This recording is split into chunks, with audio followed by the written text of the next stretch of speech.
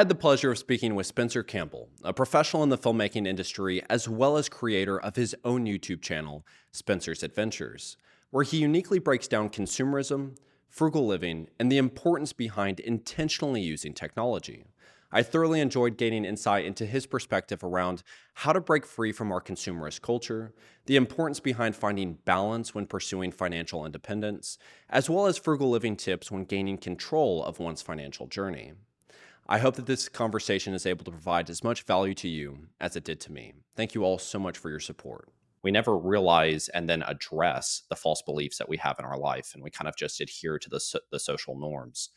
What are ways that you were able to, you know, realize that, navigate that, and then strike balance between, these different aspects in your life? That's a great question. Yeah, like I think there are a lot of these things that we just kind of take for granted in society, things that we just need to have, just certain kind of things that we think are our rights, our needs that are actually wants. And we don't really think about them or question them most of the time. We just kind of go through life swiping a card or tapping our phones and just getting all these things because that's what everybody else is doing. And I think for me, like it's been a slow process of snapping myself out of that. And it's something that I'm still very much working on because I'm not perfect. But a big part of that for me has been following really extreme people, whether it's an anti-consumerism or whatever it is. A few people who have like really inspired me over the years to question these types of things. There's Cheap RV Living, Bob Wells. He's a really good van life YouTuber. He looks like Santa Claus, and yeah, he's awesome. Like he has tons of videos on the philosophy of nomadic living and anti-consumerism, and he's pretty like aggressive in the way that he like shows that sometimes because he gets fired up. And I love it. I have a lot of those videos saved because they just get me so fired up about like capitalism and consumerism and trying to kind of turn away from that just drive to consume. There's also people like Rob Greenfield is another great person. Like he's basically kind of like a huge like sustainability and like a just kind of environmental protection advocate, and he's done a lot of things around consumption. He did a big stunt in like New York a few years ago where he wore all of his trash for 30 days, and he just walked around with a suit of garbage bags and he just filled it up as he went. He also just like lives completely very minimalistically. He has like 40 possessions, and he's just recently switched to having all of his clothes handmade and hand dyed. So it's just like he's wearing completely unbranded, but also like just actually having his clothes like spun by somebody. So it's those types of people that I'm never going to really reach those points most likely, but it's just like such a huge aspirational goal that it kind of drives me in that direction. And just to see somebody who's living so out of step from the norm, somebody who you wouldn't even meet, like it's something that only the internet could show you because you're not going to likely run into a person like this in your lifetime. You see that person and it makes you think, wow, like this is crazy. I'm seeing outside of the illusion for a second, and I'm able to think like, how can I get anywhere remotely close to that? And just by having, I think those examples have allowed me to figure out how I can strike a balance of those things in my own life without turning off my family and friends too much. Another channel that I would like to kind of shout out is the Live Below the Median, I believe. Under the median. Their content on frugality, I think, is really good, and yeah, absolutely someone that I would not probably just run into and have a conversation with. Totally. Yeah, they're a great channel. One of the aspects that I'm really realizing, especially in my experience working at a bank, was the stigma behind buying used items. I think that there is this illusion that if you buy a used vehicle, used tech, something like that, it's just going to break down, and for some reason, it's lower quality.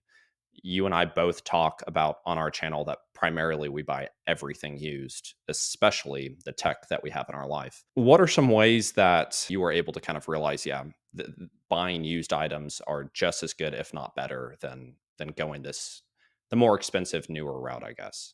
Yeah, I guess it's like to an extent, it's kind of greasing the groove just by doing it a couple of times and realizing that you're not getting screwed over, that it actually is the better move, I think, to do this and to buy stuff used is like there's huge savings involved. There's obviously like it feels better because you're not like causing this item to come into the world just for you kind of thing. Like you're able to use somebody else's waste to a degree. Um, And yeah, like there's just so many great things you can get from consuming stuff in that way. I guess like with me, camera gear was one thing. I never thought I would buy a camera used, like stuff like that. You feel like, oh, I don't really know how the other person treated it. But then you kind of see how many people, just because of keeping up with the Joneses and needing the newest thing, are switching up cameras every year or two. Just if you look at YouTube and camera review YouTube, there's every video is why I'm switching from Canon to Sony or why I'm switching to Fujifilm or whatever. And people are just turning over these cameras so often that so many of them are lightly used and they're just trying to sell it so they can move on to the next thing like everybody else. And if you're willing to step out of that cycle yourself, you're able to reap the rewards of that while so many people are still stuck inside of that mentality. And you're able to have huge cost savings. Like with my camera, to buy it new, I think would be $2,200 before tax.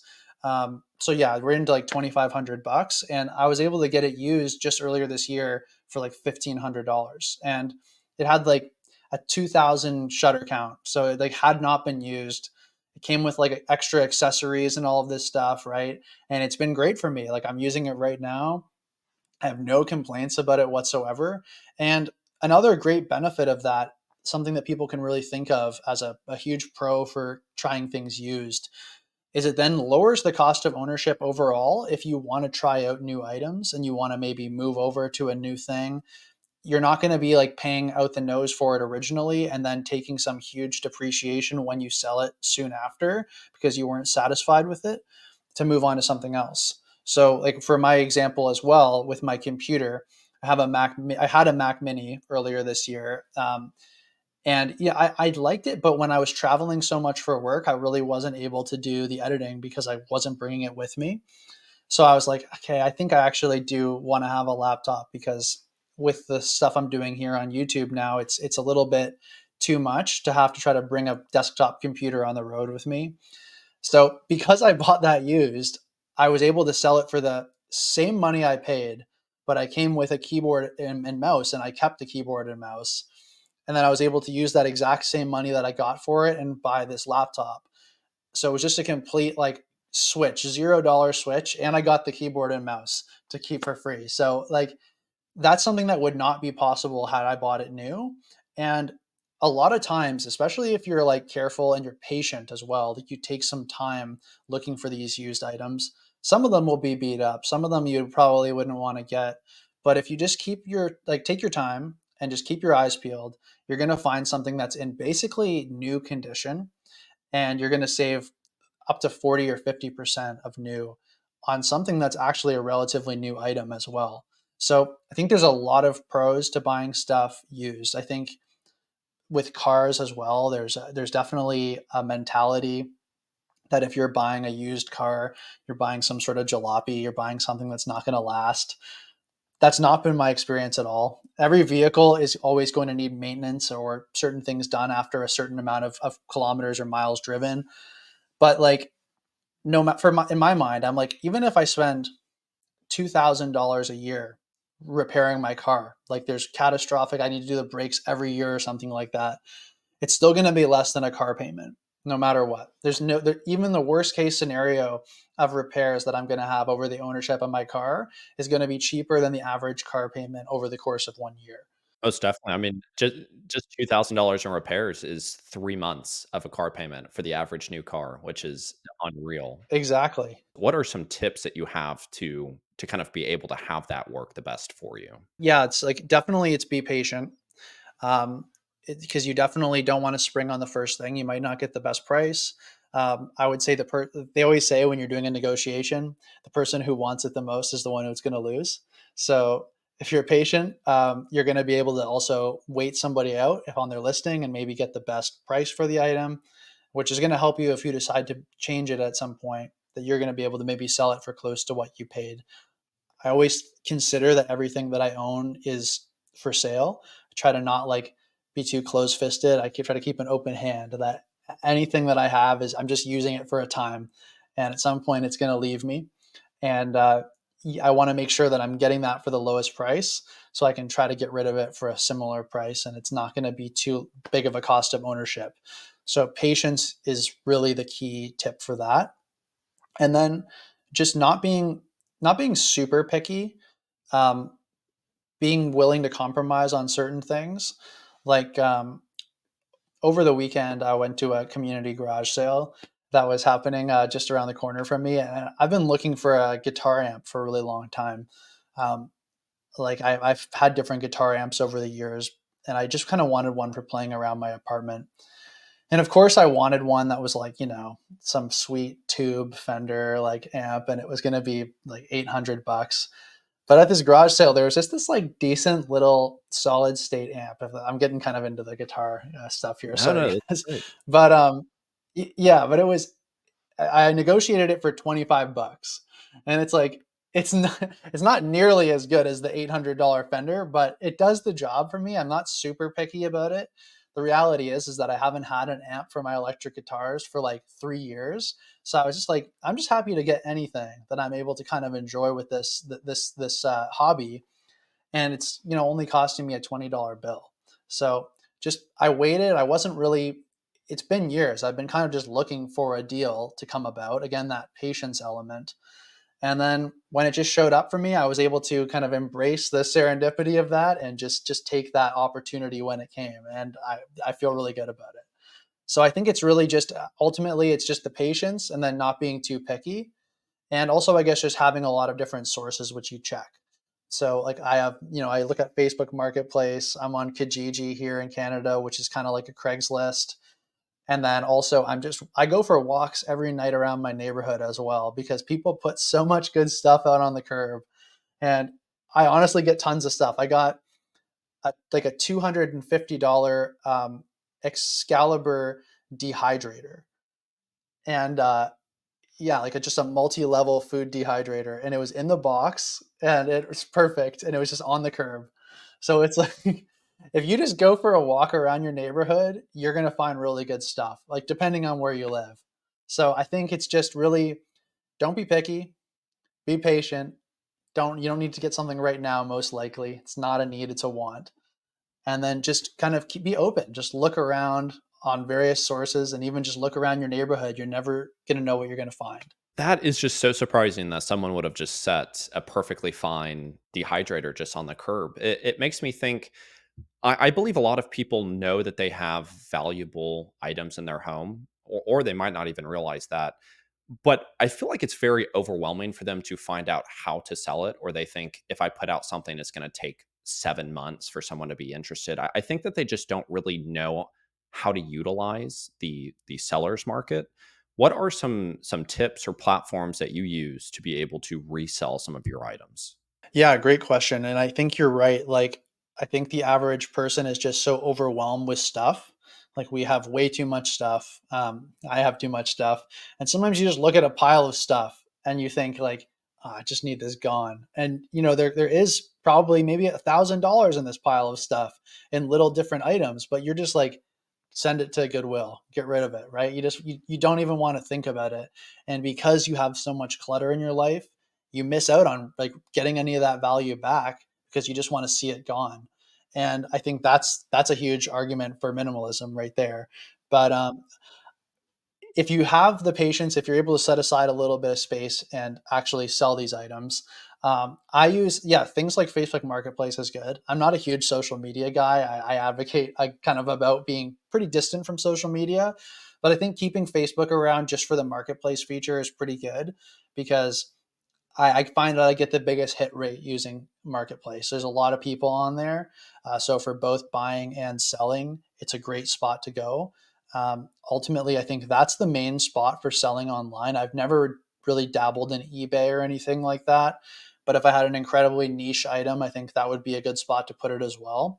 Um, Otherwise, yeah, like a Craigslist or a Kijiji is also good. I usually will simultaneously list on a Facebook Marketplace as well as a Kijiji because you just never know. But I find that with somewhere like Facebook, you have to be used to it that you're going to get a lot of tire kickers hitting you up. Like it's probably like that is another reason why I can understand people don't want to sell stuff because you get so much time wasters and people who just drive you up the wall. And if it's a small priced item, like for me, if it's maybe sub $20, I'm just not going to bother with selling it because it's like the amount of people, I'm going to spend probably 3 hours of being a basically messenger with all these people.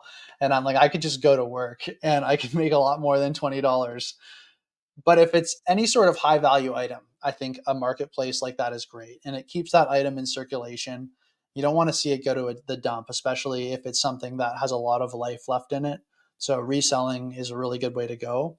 And I think ultimately, if you're not able to sell it and you just can't see, like you can't stand to see it around, putting it somewhere like a Value Village or a Salvation Army, that's the good final destination for it. But I think that should be your last resort. You should try to sell it, because you can probably have a pile of stuff that you're happy to get rid of that could make you thousands of dollars if you took the time to actually list it and sell it. So it's a great way to get an emergency fund or something like that built up when you maybe don't have a little bit, like a lot of income to actually build something like that. Just get rid of some of the stuff that's not doing you any good, and you're able to get that money really fast. Most definitely. I talk a lot on my channel about how I have like a rotating wardrobe to where anything I don't wear is just bogging up space. I put on Poshmark, and then whatever I make from that sell, I then go and use and I buy new clothes. So I'm never actually spending new money to buy clothes. It's the clothes I already have are generating the income to buy new clothes. So it's really allowed me to actually upscale the quality that I have without actually spending anything. It's just me reducing what it was that I wouldn't have worn prior to be able to get newer, nicer clothes. And I think a lot of what it is that we're talking about here is living a life of frugality. What I have found in my pursuit of living a more frugal life is I say no far more often so that I can prioritize when I say yes. But what that's created is a lot of like social kind of flack amongst the people in my environment at times. What are some tips that you would want to share that you've experienced about kind of writing your own course of living a frugal life, of prioritizing intention and what it is that you do? And I think one's finances is one of the best ways to be able to buy back your time, which is your freedom. So I think frugality is very important, and not something that should just be seen as like being cheap. Totally. Yeah, the frugal cheap line for sure is one that needs to be like drawn, because there is a huge difference, especially with like purchasing buy it for life type items that are going to be a little bit more at the outset, but are going to last you your whole life if you keep them. There's an importance in that, and I think frugal people go for those types of things, whereas cheap people are going to just get whatever the cheapest thing is, regardless of if it's going to last. As far as actually, I guess, getting people in my life kind of used to this idea and staying the course of the frugal path, um, I think it's really just you have to be confident that you're doing the right thing and that you know what's good for you. And you just need to state that basically. You just need to, when people say, "Hey, you want to go do this thing," and it's not in your budget, you just say like, "Hey, I can't do that. But if you want to come over, we can hang out and do that here. You can go if you. I don't want to go out for this $100 dinner, but if you want to come over to my place, we'll have a barbecue and we can hang out." You can offer alternatives, and I think as long as you as well kind of keep some humility in mind as well. You aren't too like strict about it, too dogmatic in the way that you present your beliefs. You're able to usually call people in rather than making them feel called out for their choices. That's something that's pretty important to me, and a lot of aspects of how I present stuff is to call people in rather than calling them out. I don't want to make people feel, alienated for the way that I feel. I don't want them to feel judged. I just want them to know like I'm doing the thing that I'm doing, and I'd love to have you in my life and do these things with you, but I want to make sure that I'm prioritizing what's good for me. Yeah, calling in and not calling people out, that's really impactful, I think. I believe that that's what a lot of people, when they begin some sort of new shift in their life, is they think it's kind of my way or the highway, and you're either like on board or you can't be in my life, or it's very direct. Which offers me a question of, you live a very frugal, kind of minimalistic lifestyle, very intentional. You have mentioned on your channel that you have a girlfriend. Have you had some difficulties kind of aligning yourself on those values, or was it pretty easy right out of the gate? Yeah, I mean, oh yeah. The like we have fun. We maintain that humility. We laugh together a lot, but we couldn't have been more different when we first met. Like I was pretty far into my like frugal journey. Like we first met, was basically just paying off all my debt. I had just paid off my student loan. I was watching, I was pounding under the media and just watching tons of that for inspiration. I was hitting a lot of Dave Ramsey at the time too, just like feeling like I could, if I lived like no one else, I could later live like no one else. So I was really about that at the time. And when we met, she was completely not thinking about any of those things, and was definitely into the luxuries of life, and to a degree still is. Um, but the huge part of our relationship that I think is important and something that I want to share on the channel together at one point is that we basically like have always approached our relationship that we're teammates like on life, right? And we're trying to make sure that we can both be happy, but we are ultimately trying to work together. And we're able to find a lot of compromises that have really, I think, improved both of our lives and kind of pulled us both toward the center.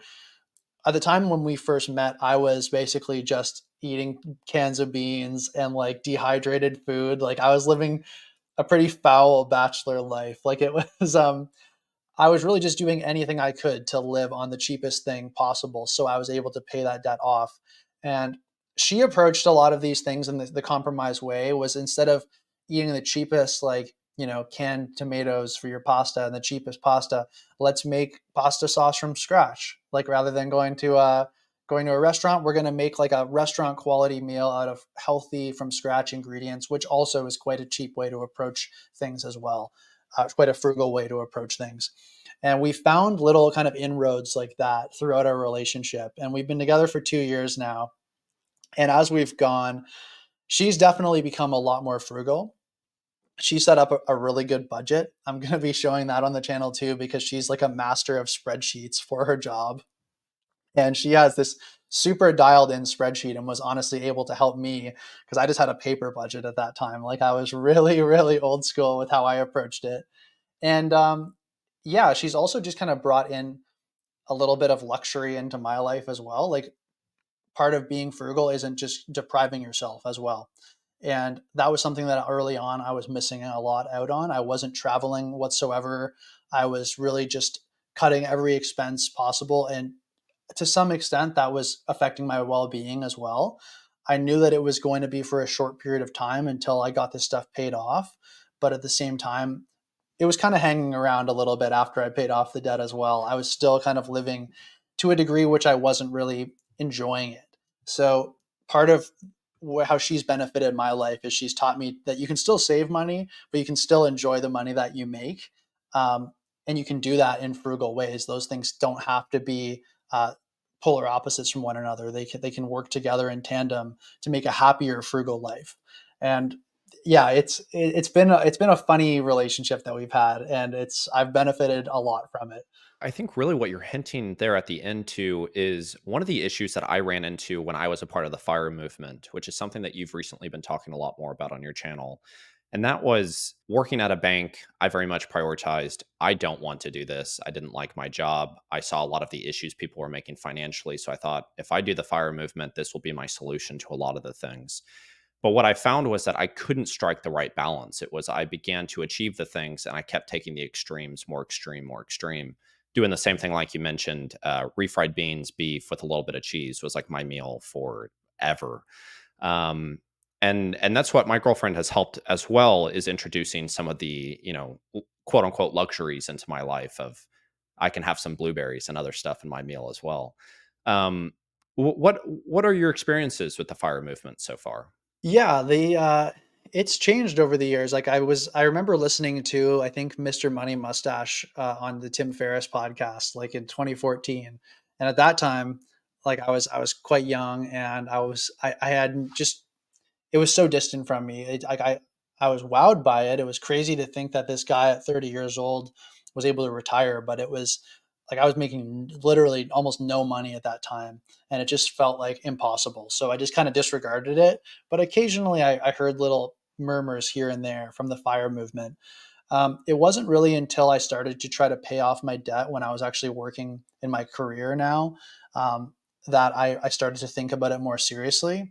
And I think in a similar way to you, I found there was a lot of deprivation for me, and I was just kind of doing everything possible in order to be extreme, but I wasn't really being smart about how I was approaching it.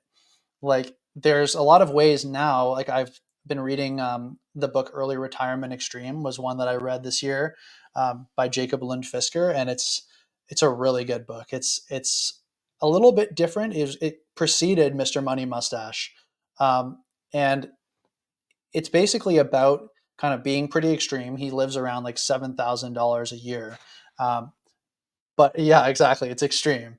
But he's doing that in ways that he's living like kind of like living like no one else by living like no one else. He's cooking tons of food from scratch, and he's eating extremely healthy. He's getting the blueberries in there, but I think he's growing his own blueberries.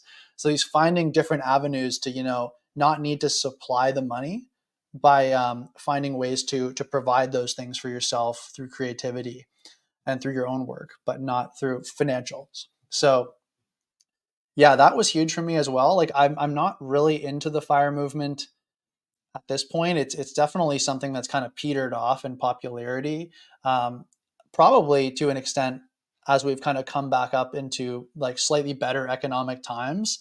I know there was a huge boom in frugality content around 2020, and I think as stuff kind of leveled off, it started to kind of fade away to a degree in certain respects. I think fire had a huge moment at that point. Um, I think it also has gotten kind of tainted because people think of it as a solution that's only available to people who live in Silicon Valley and who work in Silicon Valley. Like they think it's for like tech bros basically who have like 100K salary or more working at Google. Those people, it's easy to retire early. They don't see that it really can happen at any job if you're able to just find creative ways to cut your expenses. And I think that's where a lot of people can move beyond something like fire and look to a more complete lifestyle alternative, like something like the early retirement extreme method, or just doing like kind of smarter ways of living rather than actually looking at it just through the lens of fire. Most definitely. I think the biggest issue that a lot of people face is they don't find why it is that they're doing it to begin with. It's, I want to retire early because I don't like my job. Well, what are you going to do after? Why do you actually want to retire? What is an actual purpose for your life? And I think that that's one of the impacts that frugal living really has, is that if you can find why it is that you're wanting to live a frugal life besides just the monetary aspect, it makes life so much easier. Like I was talking with my mom, and I was telling her, if I was just making $3,000 a month, that would cover all my expenses and enough to save. And all I want to do is just go to Barton Springs, which is the spring in Austin, and swim each day. And but to find why you're actually doing it allows these tools to really have the greatest impact. At least that's what I've been able to find in my life. Yeah, absolutely. I think the why is definitely really important. Um, I think having to challenge your own beliefs and kind of digging deeper through finding these kind of extreme inspirational people on the internet or in books or wherever it is to kind of shake you awake, to kind of make you shake up your way of thinking. Because like we have a way that we walk through life and a way that we perceive the world, and sometimes, I mean, oftentimes it's not correct. And I think it's something that there's no real way to do it, but it's you kind of get closer and closer to what is right for you as you constantly challenge those beliefs and refine them. And I think a good way to have a strong why is to put that why to the test by viewing other people's perspectives and challenging your own. Most definitely. And I think, just to expand on that, that doesn't mean that you also have to become extreme. Like that was one of the things when I thought, when I began my minimalist journey, was I would see people just having 40 items, or just living in, having like one shirt that has 9 holes or something. And I thought, okay, then I need to remove everything in my life. But really, it's to take inspiration from these tools or these individuals, and then just find a way to do it healthily in your life. I'm a very frugal person, but I also have an apartment that I'm completely self-sufficient on. I'm not living out in the woods or something. And but then I just sacrifice, or find other ways to be able to achieve what it is that I want to do in a more affordable manner on the outside of those things. I guess to begin to kind of shift the conversation, something that I also really like is the way that you talk about the benefits and the hindrances that your smartphone has. You've explored some of the ways that the benefits behind using a dumb phone and things of that nature. Do you ever see a world where we're able to use our phones efficiently? Or do you think that if we want to be able to take back some of that control in our life, we're going to have to go to like a dumb phone style of living?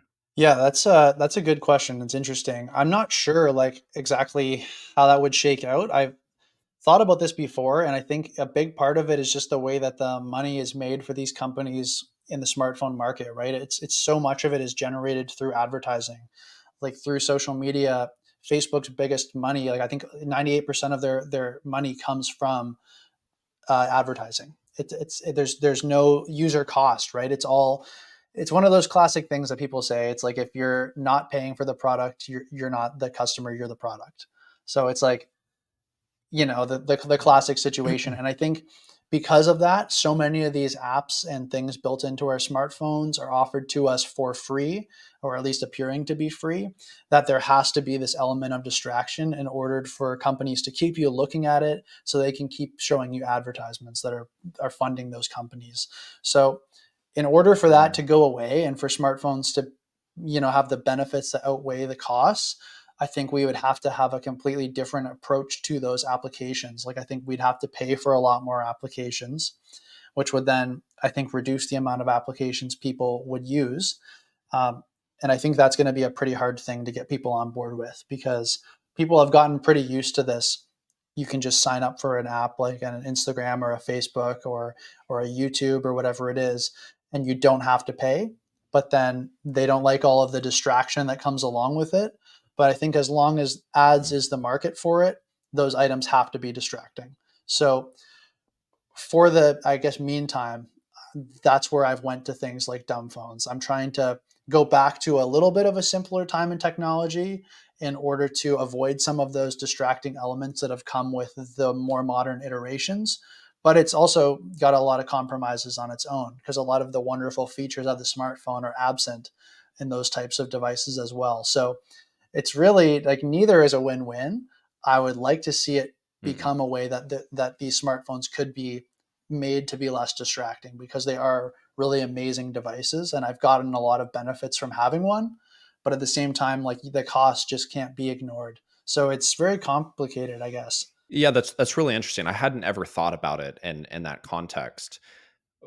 It's kind of a I don't have you ever heard of what's called a whoop? No, I haven't. A whoop is like what a lot of athletes use, and so I have one on here. It's like this Hmm. band that you get for free, but what you pay for is the little like chip of stuff that tracks your sleep, your calories burnt, your HRV, which is heart rate variability, a lot of these different aspects of your life. And what's really interesting is that they chose to use a model that doesn't show how many steps, doesn't have a clock, doesn't have any of these other distractions. All it is there for is for you to see a lot of these core components of your overall health. And it's been tremendously impactful in my life. But that's what I'm thinking is you have me questioning all of these things that we actually own. So I'm like, okay, well, I own my phone, but do I really? Like, was it just lent to me so that I can then participate in the apps and these other distractionary things?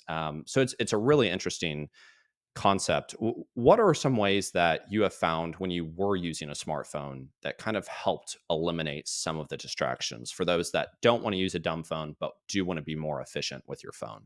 Yeah, there's I still do. I will add, I use my smartphone for work. So whenever I'm traveling on the road, I need to have access to Facebook Messenger, because we have like our TV show has a group chat for the crew where we will send coordinates for maps that we're when we're going to do a shoot somewhere remote. They'll send the coordinates in there. So I do find myself using a smartphone a couple times a month, and I do have to still use these myself. A lot of the things that I do is, like, first of all, I can turn off location tracking on my phone, which is then going to help cut down on the ability for these companies to send you location specific advertising, like ping you with an advertisement when you're near a certain business or something like that, because businesses do pay to be listed for those types of things. So you can kind of avoid that by turning off the locations. Another thing is I will this is something been very beneficial to me, is I'll take all of the distracting apps if I have them, because I have the Kijiji app for when I'm monitoring a sale. I would take something like that, which can be quite distracting, to go there and check it. Well, if this item I've been looking for is for sale today, right? It does actually get you to look at it a lot. I'll take all of those distracting apps if you're somebody who has Instagram on your phone or if you have TikTok on your phone, and I'll put them all into a dedicated folder and I label them to be brain poison. That's the name I put on the folder. And certain phones, you're able to put a password lock on that folder as well. I think you can get like app extensions that would allow you to password lock it as well. But for me, it's just that little block of I have to click into the folder called brain poison in order to get to these apps. And I think it's more than just having this goofy name on the folder. It's also just adding one more click between you and actually getting to that dopamine hit that really takes me, I guess it allows me to have a moment to take stock and be like, do I actually want to look at this, or am I just trying to fill a void? I think the average person checks their phone every like 6.5 minutes. So this is something that people need to implement. They need to find ways around these types of things. I have one subscriber who told me that they put airplane mode on their phone pretty much every time that they're not using it for something specifically. I guess if they're not expecting to be receiving any calls and they want to go and have kind of a disconnected like walk or something, but they want to have a camera with them or listen to a podcast, they'll just leave their phone on airplane mode that entire time. Mm. Yeah, another huge thing for me is just turning off all notifications as well. I leave all my notifications off, and all the time my phone is on do not disturb.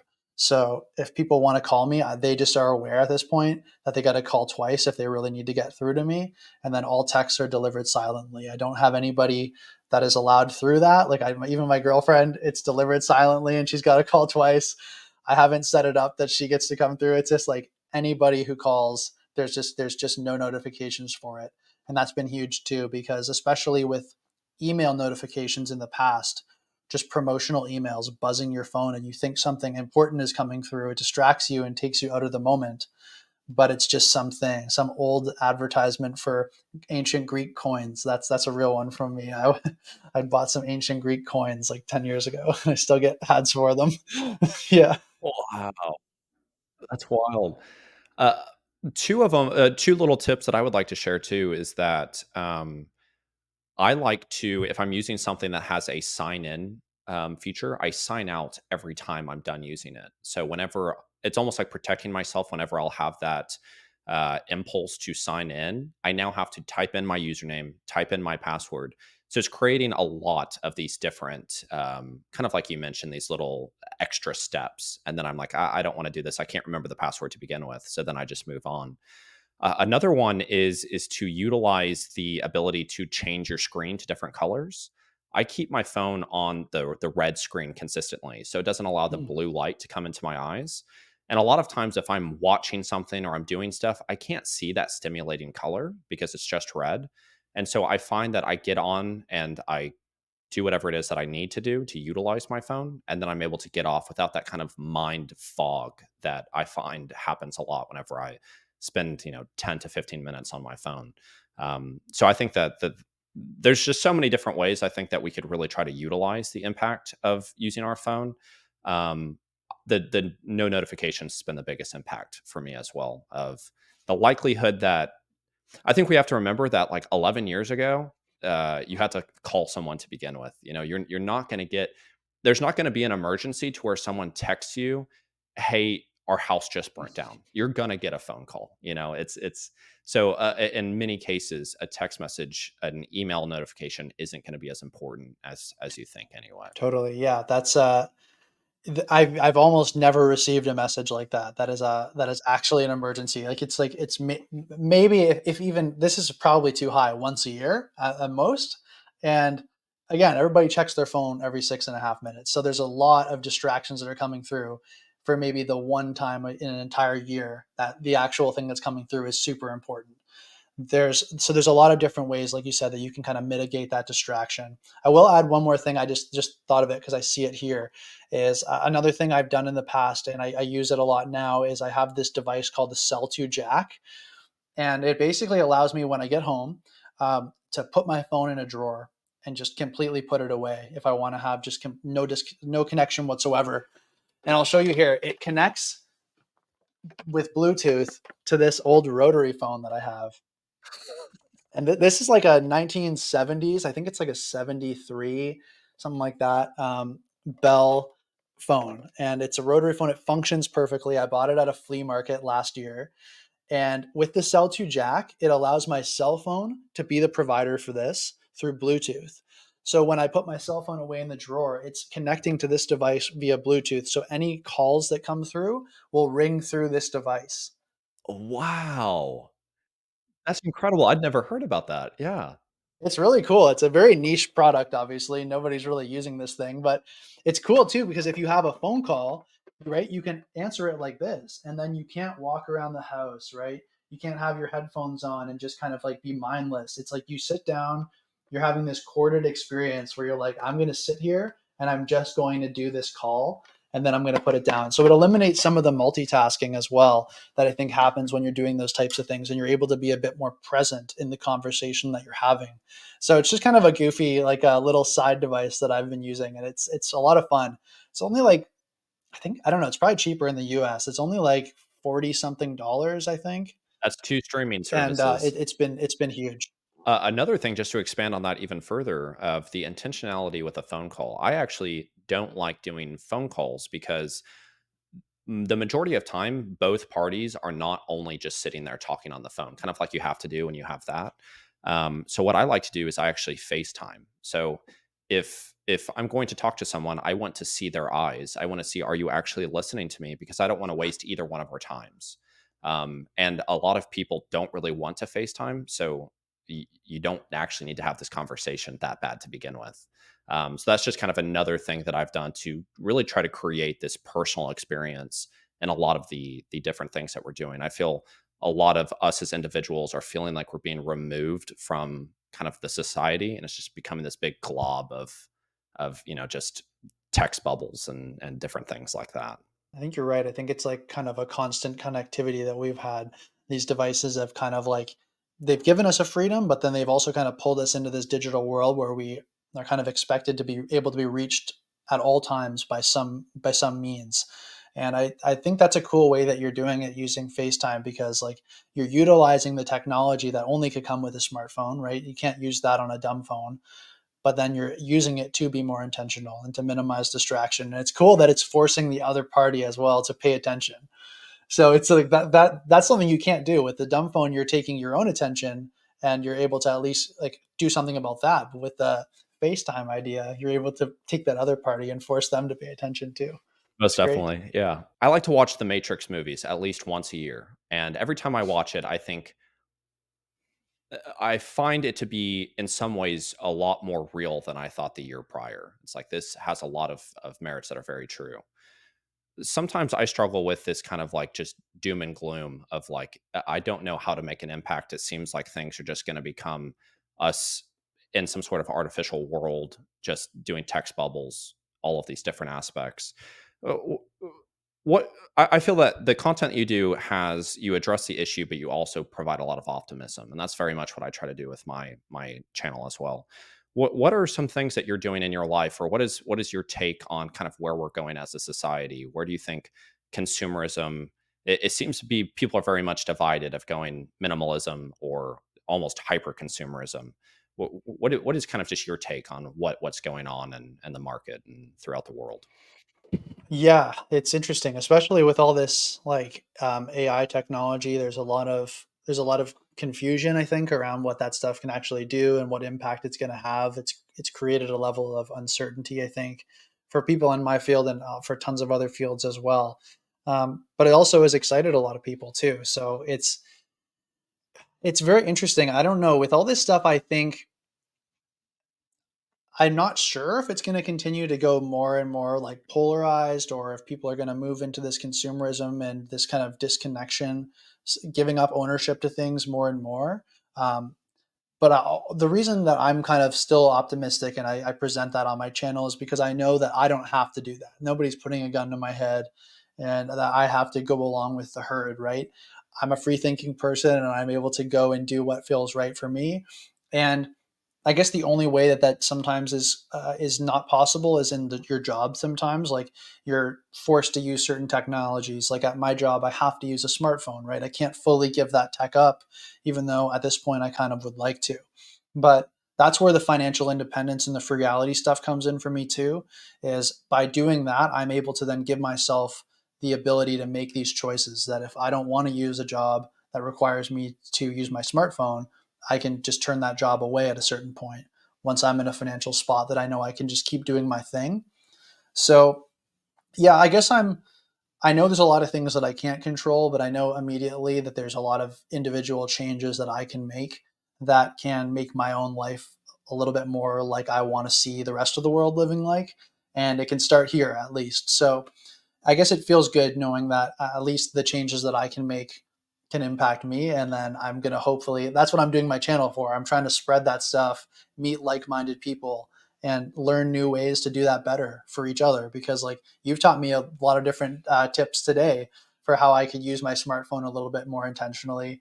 And that's kind of the best fun thing about the internet is that you're able to meet all these like minded people even though they might not be in your life. And you're able to, brainstorm these things, and it can really add a lot to your own life. Most definitely. And I think that's what just makes YouTube such a beneficial platform too. And the ability to respond to comments, provide your email, have really kind of a digital community that feels very much different than like Instagram. Anytime that I go on there, because I work at a podcast studio, I have to go on Instagram to manage the accounts. And I'm like, these comments are ferocious, like so bad.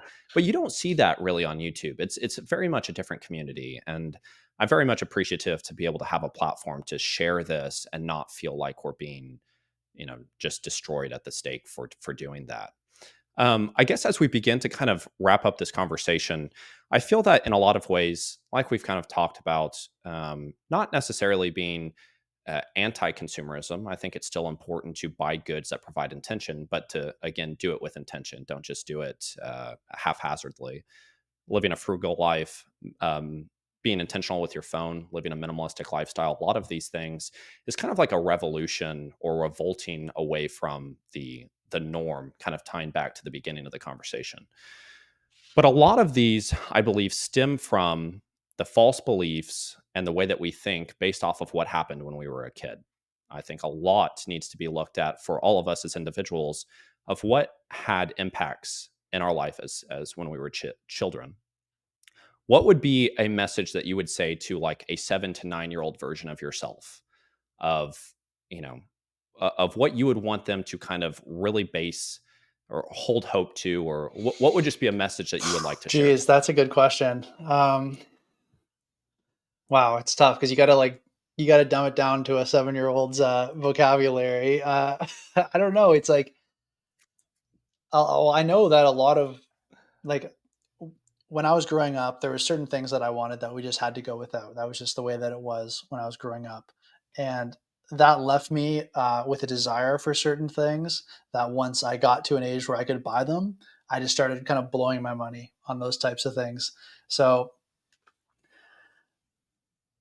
I guess I would want I would want myself as a young child to find joy in kind of low tech experience. Like, I used to, build a little fort with my friends in the backyard, things like that. And it was pretty soon that it moved indoors to the play to play an N64 or something like that. And I'm not going to throw shade at N64, but those types of experiences, it brings you into the consumerist kind of culture. And staying outside, doing stuff with your hands, working socially kind of in groups on projects and stuff like that. That's the stuff that I'm trying to do now as an adult. Um, and I spend a whole lot of time paying off credit card debts and stuff for the stuff that I always wanted as a kid that I blew my money on in my 20s. And I guess a lot of that would be just try to find contentment with the things that are that you can touch, the things that are just right outside your door. Absolutely. And a lot of times I found with my own experiences as I pursued the desires I had as a kid, that once I achieved it, it didn't fix that thing that I was searching for to begin with. I don't think that you can buy what it is that you're looking for. And I think that's the same case for every one of us. And I believe that's why a lot of people that do have money that consistently pursue the next luxury vehicle, the next nice house, the next big business, um, it really is because they're searching for something. I think the more that we begin to reflect on what's happening inside, the clearer our vision is going to be, and the easier we'll realize we don't need to buy these things. We don't need to care about what these other people think. I just want to be here for myself. I think is a big impact that can reduce a lot of this chaos. I think that a lot of us are feeling. 100%. Yeah, I'm right with you on that. Well, Spencer, I really enjoy your channel. I think that you offer a very optimistic, like I mentioned, perspective on a lot of the things that are going on, and you have taught me a lot as well. I was laying on the couch last night thinking about, do I own anything? It was like this crazy, like I don't even know how to explain it, but it's something that I'm going to navigate a lot more. And I really appreciate you coming on and having this conversation with me. I believe that you're providing a lot of value to a lot of different people. Thank you very much, man. Likewise. I really appreciate you having me. I love what you do on your channel as well. I think it's great that there's people like us talking about this stuff, and it's great to meet you finally. And yeah, it's awesome. I'm so glad I got to be here, and I hope we can do this again in the future. Absolutely, yes, yes. Well, thank you so much. Thanks, buddy. Thank you all so much for your time. I hope this video was able to provide some value to you. And I just wanted to thank you all so much for your continuous support on this channel. I will continue to do my absolute best at providing as much value as I can. I hope you are doing well, and thank you all so much as always. Have a wonderful rest of your day. Bye-bye.